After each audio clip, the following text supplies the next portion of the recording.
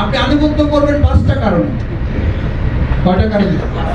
5টা কারণে। নাম্বার 1, প্রথমে আনুগত্য করবেন সমস্ত ইবাদতকে কবুলিয়তের জন্য। আনুগত্যহীন ইবাদত, নামাজ পড়তে গেছেন, মসজিদের ইমাম পছন্দ হয়েছে, মসজিদে পছন্দ হয়েছে, এসি চলতেছে, ইমামের পিছনে নামাজ আছে, উনি 3 বার সুবহানাল্লাহ রাব্বিল আযীম করে মাথা থেকে রুকু থেকে মাথা উঠাই ফেলছে, আপনি চিন্তা করলেন দূর এই ইমাম সাহেবের একটু জ্ঞান বুদ্ধি করুন। আরে ভাই এসি চলতেছে, আজকে আমার কোনো কাম কাজ তেমন নাই, অফিস থেকে ছুটি নিয়ে আসছি, আপনি একটু 10-12 বার করবেন, থাকবো টাকা বদল করবো। কোন মুক্তা যদি এটা চিন্তা করে ইমামের পিছনে মাথা ওই সময় না উঠাইয়া সে 11 বার পড়ে তারপরে মাথা উঠায়, তাহলে নামাজের সওয়াব বেশি না কম?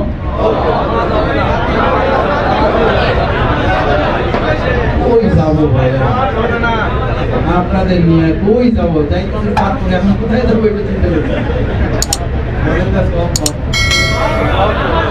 নামাজ হবে না, কি নেই? কি নেই? রোজা রেখেছেন, রোজা রেখেছেন, সমস্ত ইবাদত আনুগত্যের মূল। রোজা রেখেছেন, ক্ষুধা বেশি একটা লাগে নাই, আমার বক্তৃতা চলতেছে, ভাইরা আমার এবার ইফতার শুরু করলে বক্তৃতার পরিবেশ নষ্ট হবে। আল্লাহর রাস্তায় এত টাকা খরচ করে এত কষ্ট করে আসছি, আমরা একটু সূর্যাস্তের পর 15 মিনিট পর আমরা সবাই ইফতার করব। আমি শফিকুল্লাহ মাসুদের সৌজন্যে আপনারা কিছু কনসিডার করবেন ইনশাআল্লাহ। আমি যখন কেন্দ্রীয় সভাপতি ছিলাম, একবার এক জায়গায় বক্তৃতা করতে যেতে দেরি হয়ে গেছে, আমি বললাম যে আমাকে পানি আর খেজুর দিয়ে রাখেন, আমি পানি খেজুর খাইয়া আবার ওটা রানিং করবো, বক্তৃতা চলতে থাকবে, কারণ এই ছাত্রদের সবসময় পাওয়ার জন্য মেডিকেলের একটা প্রোগ্রাম।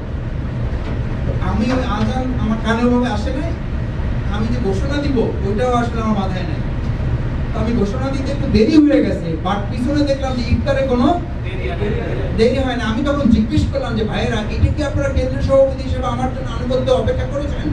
কয় মাসে তো এইটা জিজ্ঞেস করা লাগে, সময় হয়ে গেছে, আমরা ইফতার করে ফেলবো, এইটাই দিন। আমি বললাম যে আতিউল্লাহ, দ্যাটস রাইট। এবার বলি 5 মিনিট বাকি আছে, বেশি না, 5 ঘন্টা না, 5 মিনিট বাকি আছে। Police, army, BDR, BGB, NSI, DGFI, TSP, বন্দুক, রাইফেল, খোলতা কুড়াল যা আছে সব নিয়ে এলাম ঘিরে ফেলছে। এখন 5 মিনিট বাকি আছে ইফতারের। এই 5 মিনিট তিনি বুঝি না, এখন ইফতার করবেন না হলে গুলি খাবেন। ইয়েস, তো ভেরি গুড, ইনশাআল্লাহ।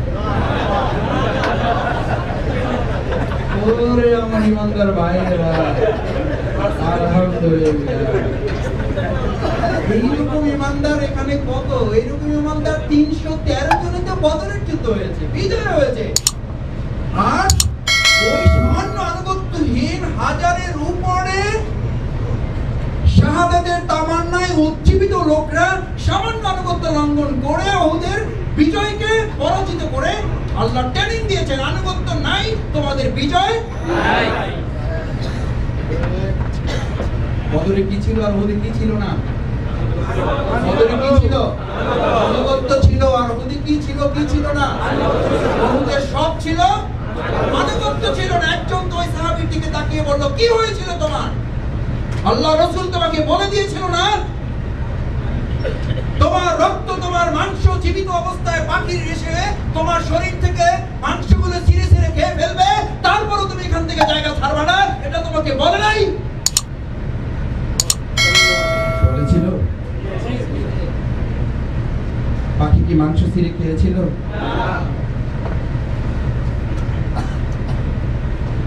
সম্মানিত ভাইয়েরা, আনুগত্যের প্রথম শর্ত হচ্ছে আপনি আনুগত্য করবেন আপনার নিজের জন্য, আপনার কল্যাণের জন্য। আপনি ইসলামী আন্দোলনে এসেছেন যে লক্ষ্য, সেই লক্ষ্য বাস্তবায়নের জন্য। তাছাড়া আপনার ইবাদত কবুল হবে না, যেভাবে নামাজ কবুল হবে না, যেভাবে রোজা হবে না। এবার ভাবছে যে মাসুদে তারপরে যে কি বলবে, ছাত্র হিসাবে কেন চান যে খালি ক্লাসই চলবে, পরীক্ষা হবে না? সাহাবায়ে আজমাইনদের সামনে এই দোয়া যখন পড়া হচ্ছিল, তখন তাদেরকে বলা হয়েছিল যে তোমরা তো পরীক্ষার্থী, তোমরা ছাত্র শুধু না, তোমরা পরীক্ষার্থী। এখন দুটো স্পিড বোর্ড এভাবে করে আসতেছে যে এখানে তো হুজুর আছে, ইসলাম নিয়ে আলোচনা হচ্ছে, দ্বীন নিয়ে আলোচনা হচ্ছে, দেশের কল্যাণ নিয়ে আলোচনা হচ্ছে। এটা তো এই সমাজে চলবে। আয়েশা আপনাদের সামনে দুই পাশ থেকে দুই গ্রুপ ঢুকে গেল, ঢুকে গিয়ে বললো যে অবস্থায় থাকেন এই অবস্থায় থাকবেন, কোনো নড়াচড়া করবেন না। আমি আলোচনা চালাইতে থাকলাম। আমি বললাম, সম্মানিত দিনী ভাইয়েরা, রাসূল করিম সাল্লাল্লাহু আলাইহি ওয়াসাল্লাম আমার আপনার মতো একজন ইমানদার হযরত আবু বকর রাদিয়াল্লাহু তাআলা তিনি যখন হিজরতে এরকম বের হয়েছেন, বের হয়ে এক গুহায় যখন আশ্রয় নিয়েছিলেন, তখন তার মাথার উপরে ঠিক এরকম তার শত্রুদের দেখা যাচ্ছিল। তিনিও ঠিক মুহাম্মদ সাল্লাল্লাহু আলাইহি ওয়াসাল্লামকে স্মরণ করে দিয়েছিলেন, ইয়া রাসূলুল্লাহ আমাদের দিকে তাকালি তো আমরা শেষ, আমাদের দিকে তো তাকালি আমরা শেষ। তখন রাসূল সাল্লাল্লাহু আলাইহি ওয়াসাল্লাম কি বলছেন, বন্দুক যা আছে রেডি করো, আমরা কিন্তু পিছন দিয়ে দৌড় দেব। কি বলেছিলেন?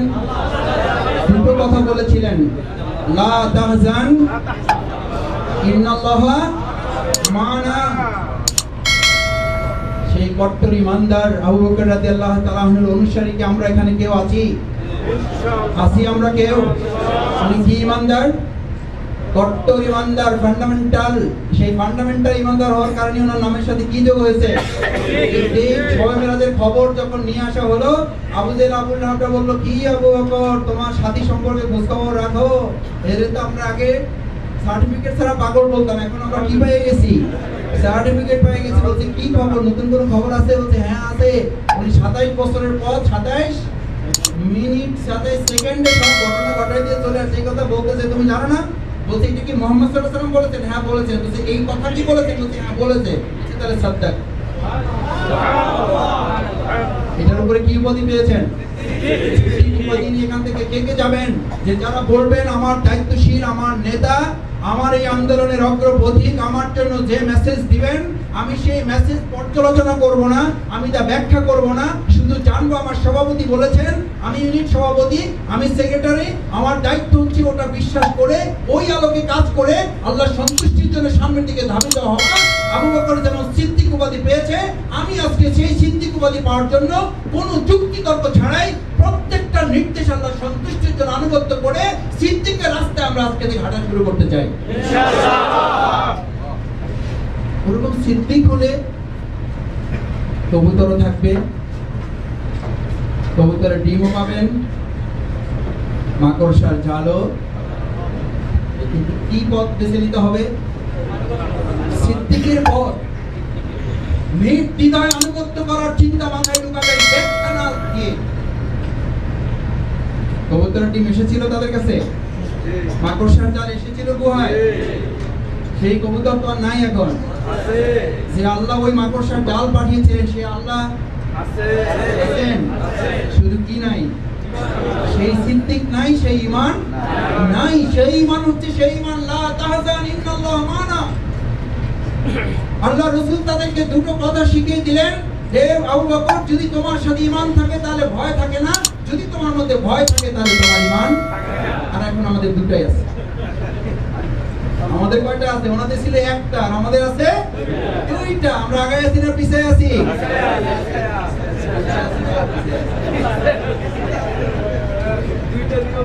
দুইটা আছে, তাও পিছনে থাকেন কিভাবে? আমাদের তো দুটোই আছে। দুটো থাকলে চলবে না, কয়টা লাগবে?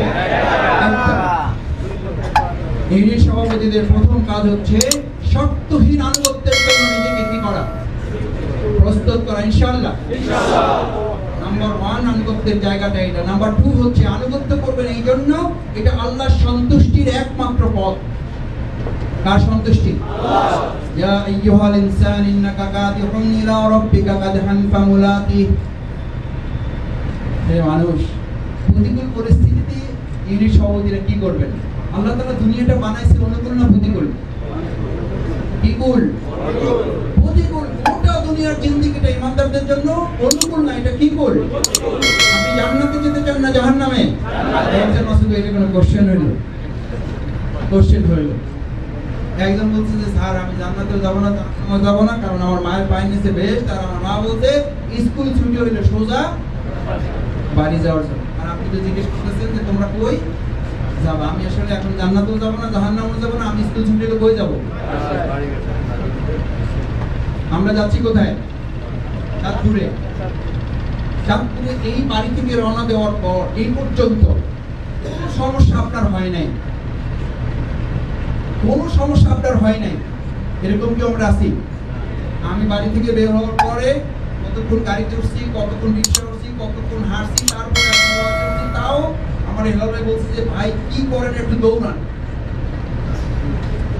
আপনারা নিশ্চয়ই এরকম কোনো না কোনো কষ্ট স্যাক্রিফাইস কোরবানি করেই তারপরে এসছেন। আজকে বাড়ি থাকলে বাজার করতেন, ফ্যামিলিতে সময় দিতেন, স্ত্রীকে সময় দিতেন, তারপরে এখানে উঠছেন। এই এখানে উঠে আপনি চাঁদপুর যাওয়া এবং ফেরা পর্যন্ত আমাদের জীবনে কিছু সমস্যা থাকবে না? থাকবে না?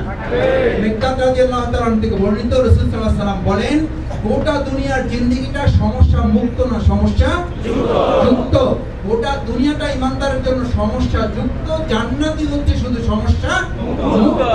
ইমানদাররা যেন দুনিয়ার জিন্দেগিতে সমস্যা মুক্ত জীবন প্রত্যাশা না করে। আপনি প্রত্যাশা করেন কেন? আল্লাহ রাসূল সাল্লাল্লাহু আলাইহি ওয়াসাল্লাম চতুর্ভুজ এঁকে মাঝখানে একটা রেখা টেনে বের করে দিয়ে ছোট ছোট রেখা টেনে বললেন, এটা কি?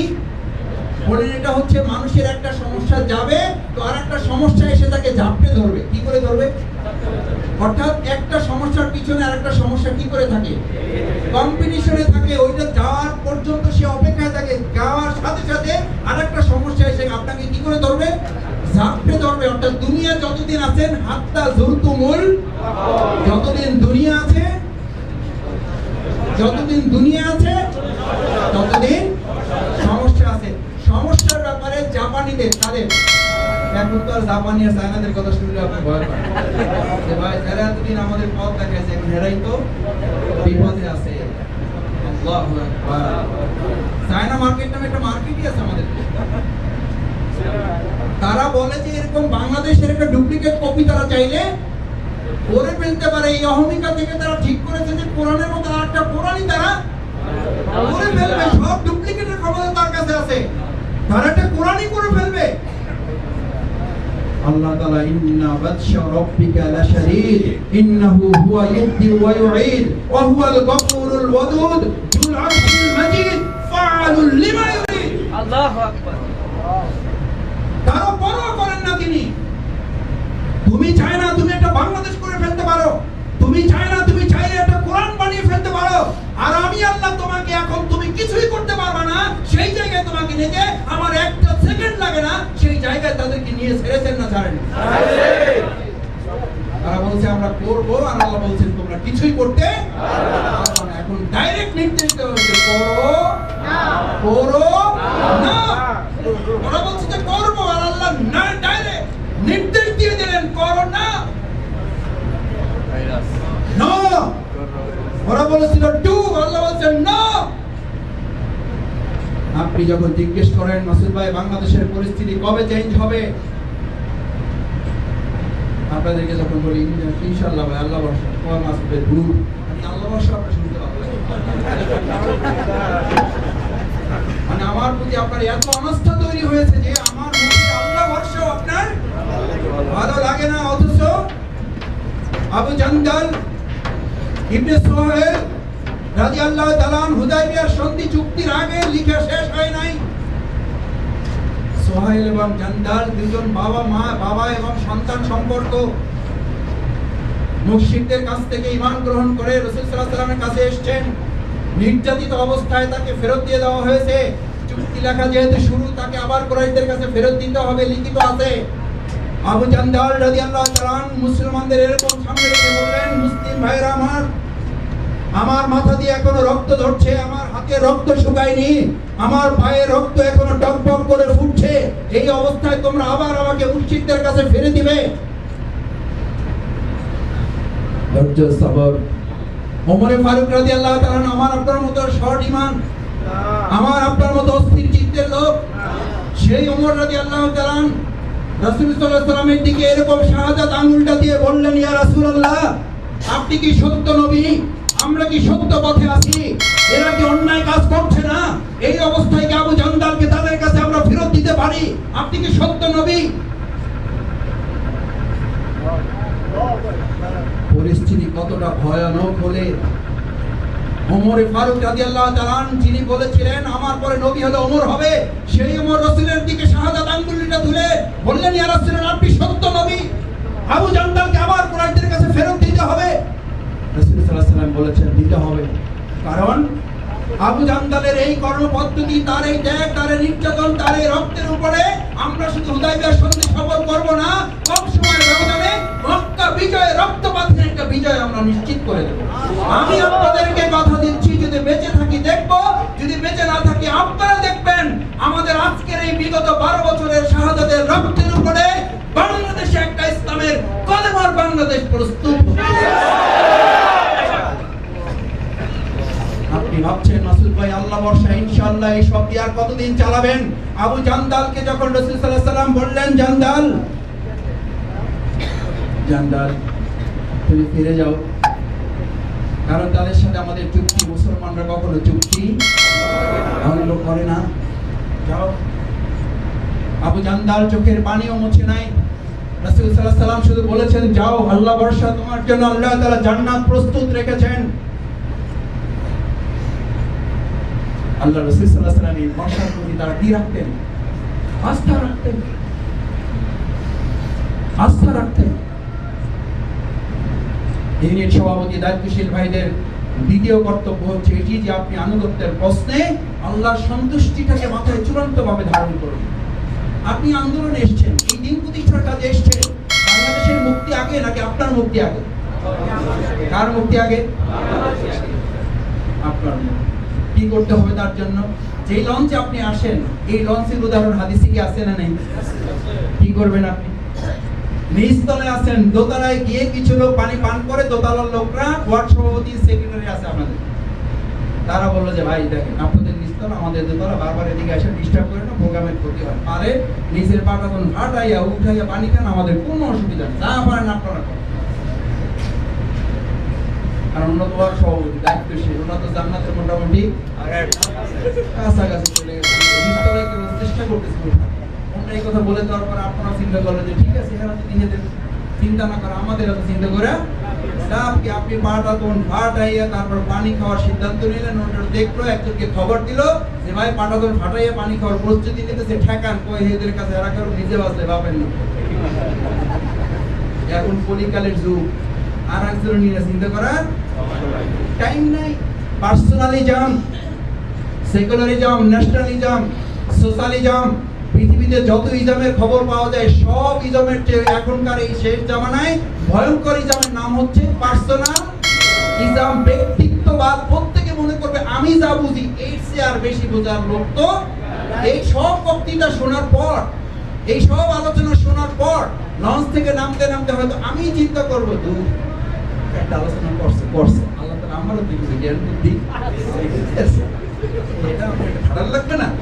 কি করে যদি খাটাই তাহলে ওটা যা কইছে সব মানতে হবে, এটা আসলে বুদ্ধিমানের কাজ হবে। ঠিক আছে, ওটা কিছু কথা বলছে, একবারে যে খারাপটা না, কিছু ভালো কথাও বলছে, তাই ওটা যা বলছে ওটা আবার মানে ব্যাপারটা কিন্তু তাও না। নিচতলার এই পাটাতন ফাটাওয়ালা লোকদের প্রতি যদি আপনার অবজ্ঞা থাকে, তাদের নিয়ে যদি আপনি বেখেয়াল থাকেন, অসতর্কতা যদি আপনার থাকে, তাহলে লঞ্চটি ডুবে গেলে আপনার চেয়েও ক্ষতির মুখে পড়বে উপরের কেবিনওয়ালা লোকরা। কারণ আপনি খোলা মাঠে আছেন, আপনি বেরিয়ে যাবেন, উপরের কেবিনওয়ালা লোকদের কারো বের হওয়ার সুযোগ নাই। যারা মুত্তাকি, পরেজগার, তাকওয়াবান হয়ে ভাবছেন আমার তো নফল রোজা মিস হয় না, বীজের রোজা মিস হয় না, সোমবার বৃহস্পতিবার মিস হয় না, আমার তাহাজ্জুদ মিস হয় না, আমার সাদাকা মিস হয় না, আমার যাকাত মিস হয় না, আমি তো মোটামুটি জান্নাতের কেবিনে ঢুকে গেছি, এখন শুধু মরাটা বাকি, ডিক্লারেশনটা বাকি। নিশ্চিত থাকুন হাদিসে কুদসি বর্ণনা অনুযায়ী যদি এই লঞ্চ ধ্বংস করার জন্য সেদিন ওই জনপদ ধ্বংসের পরিবর্তে আজকে যদি সেই হাদিসে কুদসি বর্ণনা হতো লঞ্চটা ধ্বংস করে দিয়ে আসো, আয়েশা দেখলেন যখন আব্দুর রহমান ভাই আছে, তারপরে আমাদের শামীম ভাই আছে, তারপরে পরেজগার মুত্তাকি হিসাবে শেখ শরীফ ভাই আছে, তারপরে আমাদের আরো অন্যান্য ভাইয়েরা আছে, এরপরে আবার শহীদুল ইসলাম মাসুদ রহমাহুল্লাহ ফেরেশতারা আয়েশা আল্লাহ বল কোন লঞ্চ ধ্বংস করার জন্য পাঠাইছে, মানে তো মাসুদ রহমাহুল্লাহ আছে, ওখানে তো মরহুম শামীমুল বাড়ি আছে, ভাই আমার নাম মরহুম, আমি বললাম মরহুম মানে তার প্রতি আল্লাহর রহমত, তারপর প্রতি রহমত মরলে হবে, এখন থাকলে হবে না, অসুবিধা কয় না ভাই, ওটা মরার পরে দিয়ে ভয় লাগে কথা শুনে। ধরারই ভয় পান না, মরুমেরও ভয় পান, বারবার উঠে বললেন। ফেরেশতারা এসে এটা দৃশ্য দেখে কি লঞ্চ ধ্বংস করা আল্লাহর নির্দেশ বাদ দিয়ে চলে যাবেন? চলে গিয়েছিলেন? কি নির্দেশ ছিল? সহ নো ধ্বংসটা শুরুই করো মাসুদ রাহিমাহুল্লাহকে দিয়ে, স্টার্ট করো মাসুদকে দিয়ে, স্টার্ট। কারণ এমন মাসুদের আল্লাহর কোনো প্রয়োজন নেই যিনি তাহাজ্জুদ গুজার হবেন, রোজাদার হবেন, নামাজি হবেন, ওয়ালাম ইউহাদ্দিস বিহি নাফসুহু, অথচ আমার যে জমিনে আমার দিন কায়েম করার কথা ছিল, আমার জমিনে আমার নির্দেশ চলার কথা ছিল, এটি চলে না দেখেও যার ঘুম নষ্ট হয় না, চিন্তার উদয় হয় না, পেরেশানি হয় না, মাথায় পরিকল্পনা ঢুকে না, এক সেকেন্ডের জন্য দুশ্চিন্তার উদয় হয় না, তার মতো পরেজগার মুত্তাকি নামাজ হাজি রোজাদারের আমি আল্লাহর কোনো প্রয়োজন নাই। আমি সংগঠন পদ্ধতি থেকে বলতেছি আপনাদের, কোথায় আছে? শুধু হাদিসে? আপনারা তো আহলে কোরআনের লোক হলে বলবেন যে হাদিসে থাকতো না, কোরআনে থাকতো। কোরআনই তো আছে। কাবার মালিক কাবার কথা উল্লেখ করে বলেছেন, সিকায়াতুল হাস ওয়া ইমারাতুল মসজিদিল হারাম কামান আমানা বিল্লাহ ওয়াল ইয়াউমিল আখির ওয়া জাহাদা ফি সাবিলিহি লা ইস্তাউনা ইনদাল্লাহ। মানসুখ না আছে? মানসুখ হয়েছে? কার্যকর আছে? আল্লাহ তাআলা বাইতুল মুকাররমের কথা বলে নাই, তার নিজের ঘরের কথা নিজে বলেছেন। ইমারাতুল মসজিদিল হারাম, মসজিদের হারাম কোনটা? এক ওয়াক্ত বললে কত লক্ষ? 1 লক্ষ। সেখান থেকে আল্লাহর রাসূল সাহাবীদেরকে বাহরাইনে পাঠিয়েছেন দিন কায়েমের জন্য, পাঠান নাই? সিরিয়ায় পাঠাইছেন, মিশরে পাঠিয়েছেন, রোমে পাঠিয়েছেন, ইতালিতে পাঠিয়েছেন। তারা কি এটা প্রশ্ন করেছিলেন, ইয়া রাসূলুল্লাহ রোমে গেলে তো আমি 1 টাকা নামাজ পড়লে 1 লাখের সওয়াব পাবো না, আবার এই সওয়াব কি করব? আল্লাহর রাসূল আমি কি শাস্তি আপনাকে? এই আবেগ কি তারা তুলে ধরেছিলেন? তারা তো চিন্তা করতে পারতেন যেই কাবার কাছে আমরা আছি সেই কাবায় তো 1 টাকার নামাজ পড়লে 1 লাখের সওয়াব পেয়ে যাবে, এটা থেকে আমি বঞ্চিত হতে। এটা বুঝাবার জন্য আল্লাহ তাআলা বলে দিলেন লা ইয়াস্তাউনা ইনদাল্লাহ। ঈমানদারদের জন্য সমস্ত ইবাদতের মধ্যে আল্লাহর জমিনে আল্লাহর দ্বীন প্রতিষ্ঠার চেয়ে এত বড় ইবাদতের মর্যাদা আমি আর অন্য কোন ইবাদতে বান্দার জন্য রাখি